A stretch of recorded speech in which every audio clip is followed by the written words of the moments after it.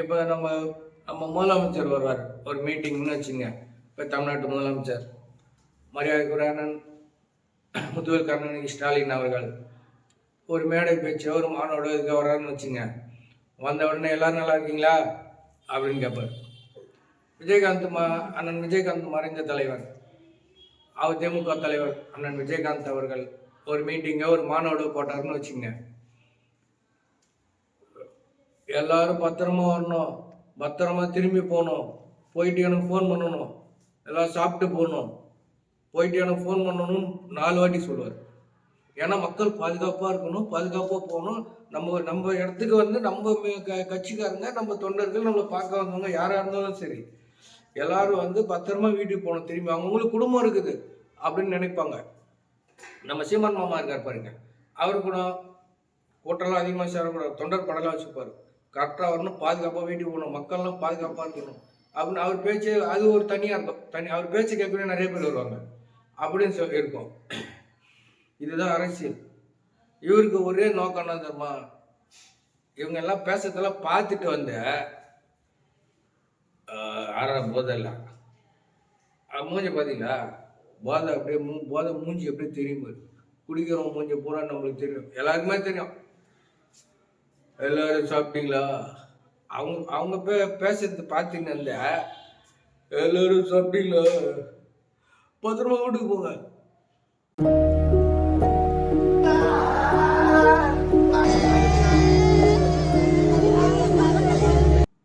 எல்லாரும் செத்தீங்களா? எல்லாரும் வந்துட்டீங்களா? கூட்டம் நிறைய சேர்ந்து போச்சா?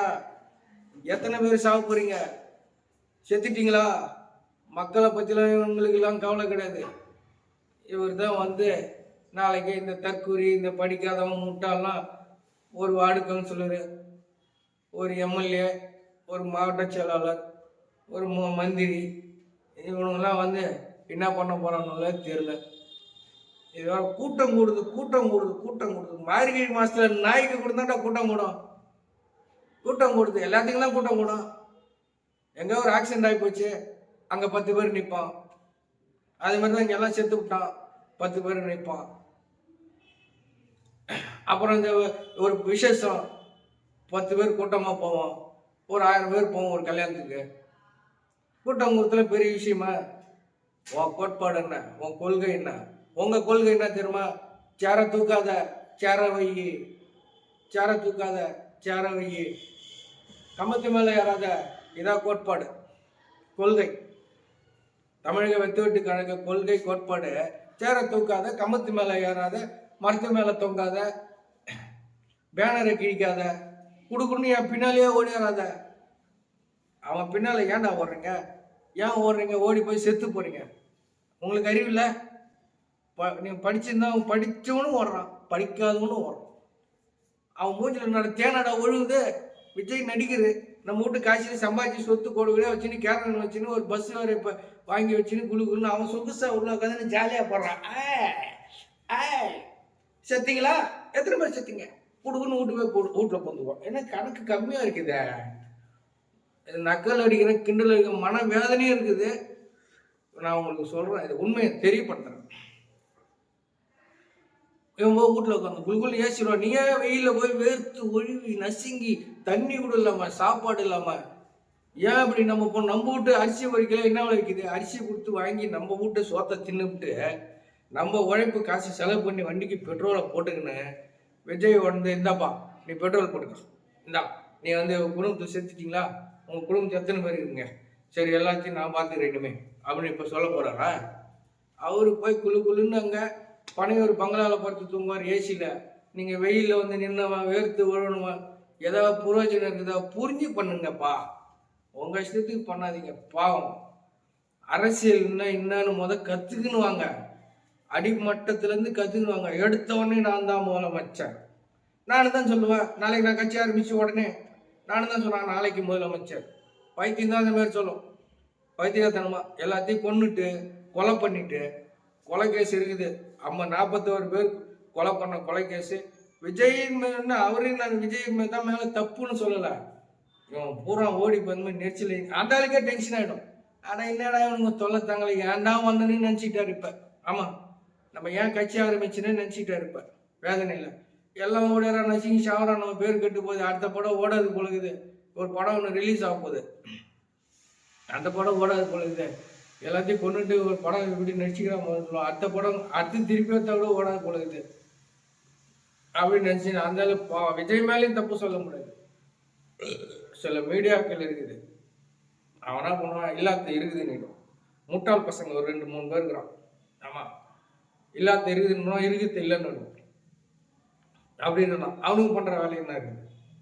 ஆமாம், இதை வந்து வதந்தியை வேற கிளப்பி விட்டுருவானு, இல்லாத இருக்குதுன்னு வதந்தி கிளப்பான். இந்த மாதிரிலாம் பண்ணாதீங்க. இதுக்கு மேலேயும் மக்கள் வந்து விழிப்புணர்வோடு இருங்க. கூட்டமாக நெரிசலாக இருக்கிறதுக்கு போகாதீங்க, கொஞ்சம் தூரமாக தள்ளி நில்லுங்க, சந்து பொந்தில் போங்க. நெரிசல் தாங்கலையா, தப்பிக்கிறதுக்கு செய்து வேணாம் அப்படி போங்க.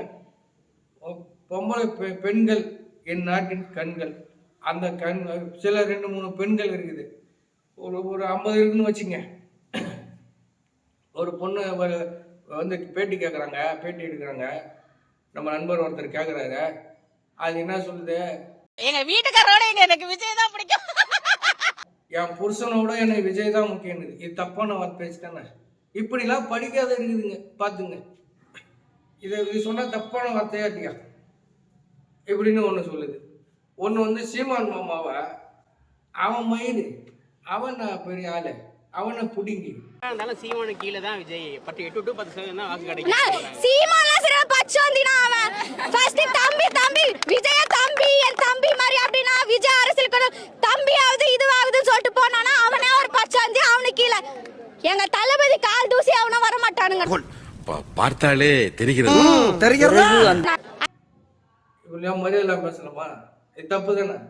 நீ வந்து இந்த விஜய் நடிகரோட ஆர்வத்தில் எல்லாரையும் பேசக்கூடாது, அது தப்பு தான். எது ஒன்று, அதாவது எல்லாமே படிக்காத விவரம் தெரியாமல் தற்கூறிங்க, எலி குஞ்சிங்கன்னு அர்த்தம். அப்புறம் 2-3 பசங்கள்லாம் குடிச்சிட்டு ஊன்றான். ஆமாம், என்ன பேசுறதுன்னே தெரியல. ஏமா நீங்கள் வந்து உங்கள் கொள்கை என்னன்னு கேட்குறான், அதெல்லாம் எங்களுக்கு தெரியாது, விஜய் தான் மாசு. உங்கள் கோட்பாடுன்னா, அதெல்லாம் எங்களுக்கு தெரியாது, விஜய் தான் மாசு. இதெல்லாம் வச்சுக்கின்னு தமிழ்நாடு இதெல்லாம் பார்த்துன்னு இருக்குது பாரு. அட கடவுளை, இப்படிலாம் கொண்டாந்தாட விட்டு இந்த தமிழ்நாட்டை அசிங்கப்படுத்துறீங்க, தலை குனிய வைக்கிறீங்கடா.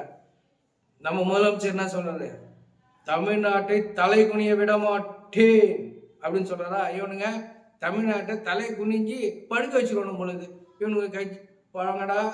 நீங்களாம் வந்து என்னடா பண்ண போறீங்க, போய் பெரியவங்க அவர் சொல்லுங்கடா, போங்கடா சின்ன குழந்தை பசங்களா.